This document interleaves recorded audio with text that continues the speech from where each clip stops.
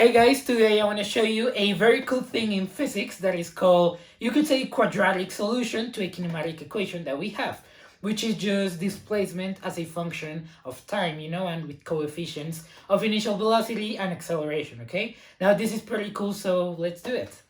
So now the cool thing about this is that, well, of course, yes, if you want to solve this equation for t, you could just simply use the quadratic equation and just simply plug in those values for a, b, and c, and then just solve. But where's the fun in that? The cool thing about physics is that you can derive pretty much any equation you want.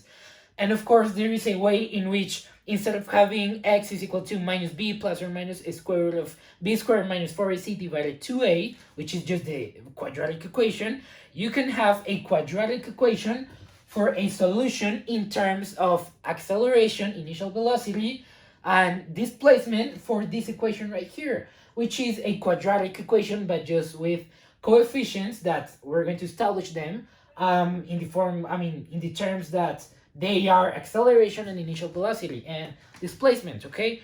This is pretty cool, and I just want to show you the procedure, the process that we need to make to reach a quadratic solution for this. So let's do it. Now, the difference between these two equations is, first of all, that in this case we have coefficients that are a bit more complex. Maybe not complex, but we need to be careful with them. So we have that for t squared, our coefficients would be 1/2 times acceleration, okay? So that means that we cannot treat acceleration as a variable. Remember that in this case, we're saying that displacement is a function of time, okay? So our variable, imagine this is just a function f of x. So in this case, our variable x would be t, time, okay? We're trying to solve time in this equation. And therefore, we need to play with coefficients that, in this case, a would be a acceleration divided 2, and b would be initial velocity, and c, of course, would be negative displacement, okay? So that is how we need to solve this. So in this case, just to establish, our coefficients for this would be acceleration divided 2 and initial velocity, okay? Remember this because that is very important. So now let's start. If you saw my previous video deriving the quadratic equation, you might know the procedure that we need to follow. In this case, we're just going to complete the square, okay? Which is a pretty common method for deriving solutions for quadratic equations. So let's do it. First of all, we need to reorganize that equation. So we would have acceleration divided 2 times time squared plus initial velocity times time. I'm just going to say v, or vi, you could say, minus displacement is equal to 0, okay? This is our first form. Now remember, when you're completing this square, you cannot have a coefficient. So what you're going to do is you're going to graph this entire equation and you're going to multiply by 1 over acceleration, that's supposed to be an a, divided 2, okay? You're just simply going to divide by acceleration divided 2, so you can get away, so you can just take off this coefficient. So you would get t squared plus v times t divided by acceleration over 2 minus displacement over acceleration divided 2. Now later on we're gonna simplify that, and this is just equal to 0, okay? Acceleration over 2 dividing 0 is just simply 0. So we get this equation right there. Now we can simplify all of this. So we're gonna get t squared plus, remember, you can multiply by the inverse, so you can simplify this fraction. So you would get plus 2 times initial velocity times time divided by acceleration. And in this case, same thing. Minus displacement, that's supposed to be s, displacement 2 times displacement over acceleration. And this is equal to 0. I'm gonna leave the 0 out for now. We're gonna take care of it later on. But for now, what we care about is, so we can complete the square. First of all, we could put this together, but remember, we need to have two areas of two shapes that are equal to another area. So now actually, we need to take care of this 0 right now. So we're just going to move this equation to v t squared plus 2 vit over acceleration should be equal to positive 2 times displacement over acceleration. Okay, that's an A. Now what do we do here in this case? Remember, this is going to be a square. That's a square, and this is going to be a rectangle that has a side t, and in this case our coefficient would be 2vi over a times t. Okay, be careful with the coefficients. So the width of this rectangle would be 2vi, 2 times initial velocity divided acceleration. Now something pretty cool about this is that intuition literally is just in the trash right now. We're saying that time represents a distance, and we're calculating an area with time. And that is just, it's not intuitive, but I think it's pretty cool because it just blows up your mind. So we can keep completing this square. We need to divide the width of this triangle, of this rectangle, by 2. So you're going to multiply by 1/2 this, and you're gonna get these 2's, they're gonna cancel out, and you're gonna get this is initial velocity over acceleration. Okay, so now remember, we need to compute the area that we need to add to our previous square, which is t squared, so that we can complete the square, and that area would just simply be this expression right here squared. Okay, we just need to square this, and that is the area that we need to add. So now let's keep going with the equation. So we would get t squared plus 2 times initial velocity times time divided acceleration plus our extra area, which would be in this case. And now I actually just saw something.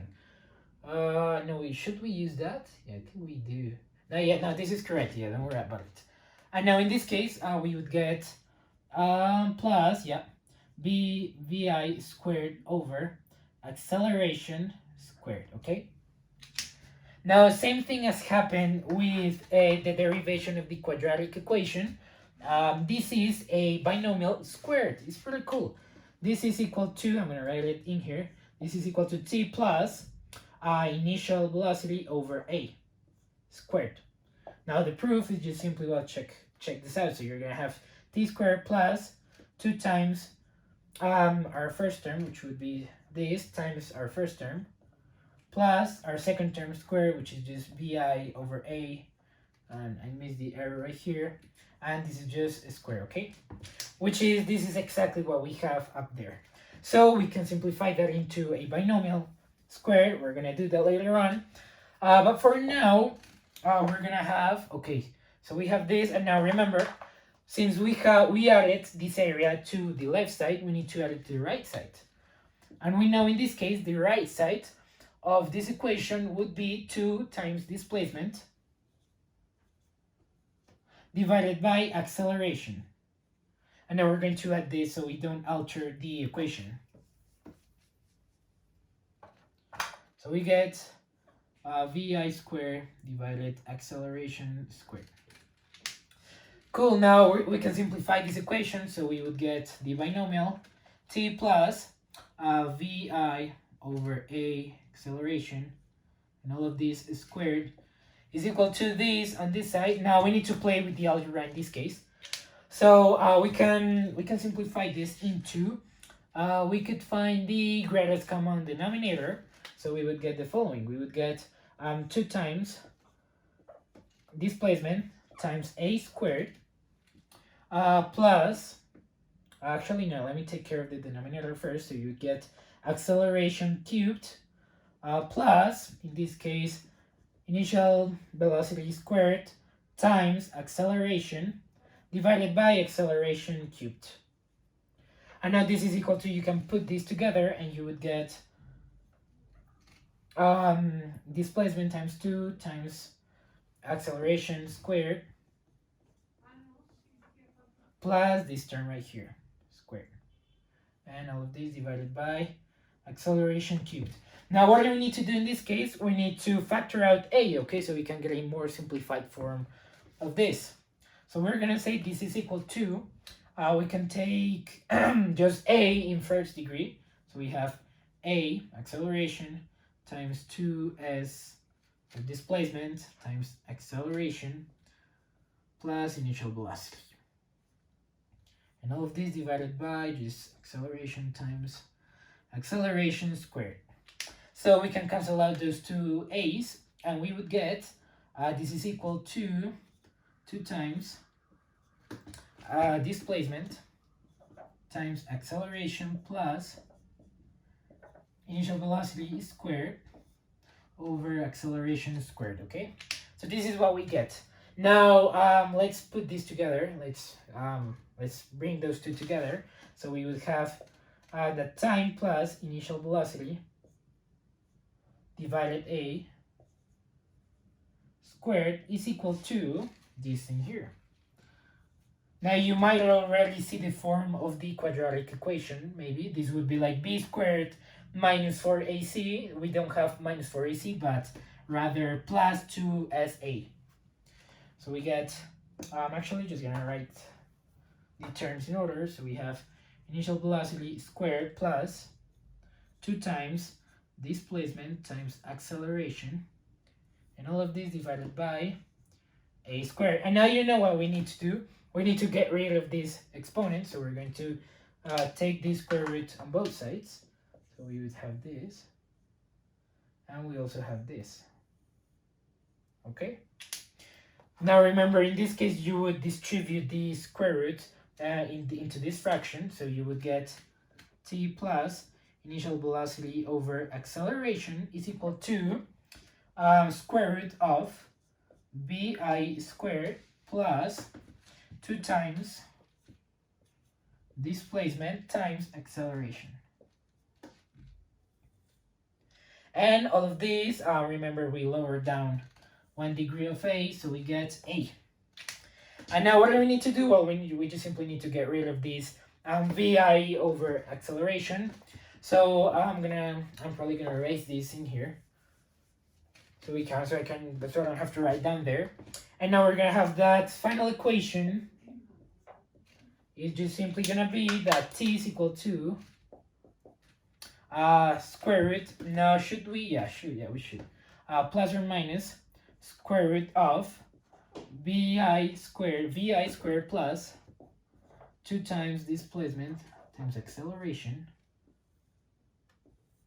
And all of this is going to be divided by, now in this case, what you could do is when you move this to this side, you could do, well, you have something on top, I'm just going to call it x, and you have a, and then you also have vi over a. Now you could say this is equal to vi times a via, and this is also equal to, I know you actually have the same denominator, so you can just put it, yeah, I forgot, yeah.